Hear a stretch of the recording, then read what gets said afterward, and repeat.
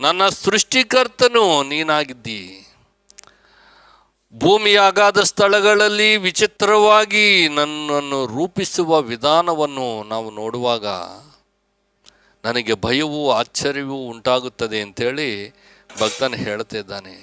ಯಾಕೆಂದರೆ ನಮ್ಮ ಜೀವನದಲ್ಲಿ ನಾವು ಏನಾಗಿ ಇದ್ದೀವಿ ಎಂಬುದು ನಮಗೆ ಗೊತ್ತಿರಲಾರ್ದಂತೆ ಇರ್ಬೋದು, ಆದರೆ ನಮ್ಮ ಸೃಷ್ಟಿಕರ್ತಗೆ ಎಲ್ಲವೂ ಚೆನ್ನಾಗಿ ಗೊತ್ತು.